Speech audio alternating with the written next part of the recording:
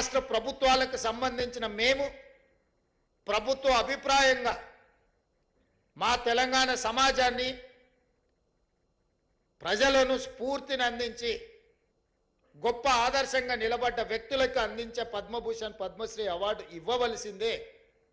దానికి ముందు వరుసలో ఉండేవాడు గద్దరన్న, వారితో పాటు చుక్కా రామయ్య గారిని, అందశ్రీని, మిత్రుడు గోరెట వెంకన్నను, జయధీర్ తిరుమలరావు గారి పేర్లు నేను ప్రతిపాదించిన.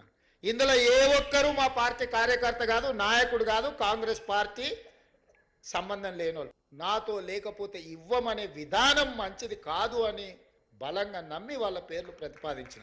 నేను ఈరోజు ఇక్కడికి వచ్చిన గద్దరన్న అభిమానులను వేదిక మీద ఉన్న పెద్దలు నేను అడుగుతున్నా, నేను ప్రతిపాదించిన గద్దరన్న కావచ్చు, చుక్కా రామయ్య గారు కావచ్చు, లేకపోతే అందశ్రీ గారు కావచ్చు, జయ జయ హే తెలంగాణ అందించిన అందశ్రీ గారు కావచ్చు, గోరెట వెంకన్న కావచ్చు, జయధీర్ తిరుమలరావు గారు కావచ్చు, ఎవరు ఎందులో తక్కువ అని నేను అడుగుతున్నా. పక్క రాష్ట్రంలో 5 మందికి ఇచ్చిండ్రు. ఆ 5 మంది కంటే ఈ 5 మంది ఏమైనా తక్కువనా? ఈ సమాజానికి మా వాళ్ళు ఆదర్శంగా లేరా? నేను ఒక పద్ధతిలో ప్రధానమంత్రి గారికి మా ఆలోచనను, మా బాధను, మా నిరసనను కేంద్ర ప్రభుత్వానికి ఒక వేదిక మీద నుంచి తెలియజెప్పి లేఖ రాస్తున్నామని చెప్పిన. కేంద్ర ప్రభుత్వం జరిగిన తప్పును సవరించుకొని భవిష్యత్తులో అయినా సరిదిద్దుకుంటుందని నేను భావించిన. కానీ దురదృష్టవశాత్తు కేంద్రంలో మంత్రిగా ఉండే వ్యక్తులే మేము ఇవ్వం గద్దరన్నకు మేము ఎలాంటి గౌరవించము అని మాట్లాడితే నేను ఒక్క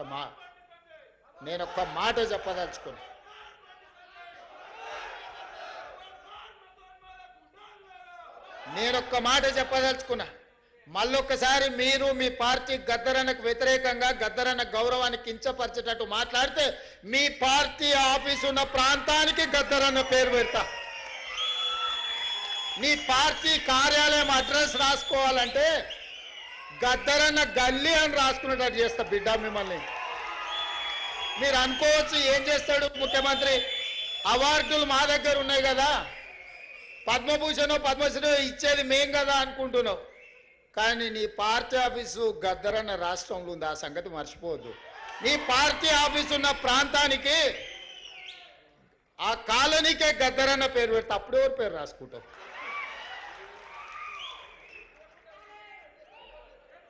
ప్రతిదానికి మా దగ్గర మందుంది స్వామి. ఇంతకుముందు ఆయన కూడా గిట్లనే నీలిగిండు, గద్దరన్నని గేటు బయట కూసబెట్టిండు. ఏమైంది? గేటు బయట కూసబెట్టిన ఆయన లోపల ఉన్నాయన, గద్దె మీద కూర్చున్నాయన గొప్ప అనుకున్నాడు. కానీ చూస్తుంటేనే ఆయన గద్దె కూలింది, గేట్లు బద్దలైనాయి. గద్దరన్న వారసులు లోపలుండ్రు.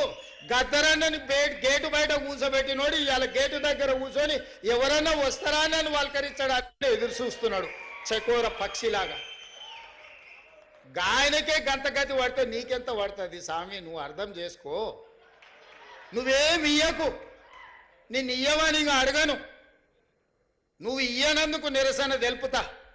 ఎట్లయితే గద్దరన్నని గేటు బయట కూర్చోబెట్టినోనికి పట్టిన గతి ఉందో వచ్చే ఎన్నికల్లో నీకు గదే గతి పడుతుంది. ఓట్ల విప్లవం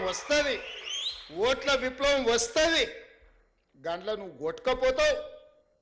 మేము గద్దరన్నకి ఇవ్వాల్సిన గౌరవం కేంద్ర ప్రభుత్వం నుంచి మేమే ఇప్పిస్తాం.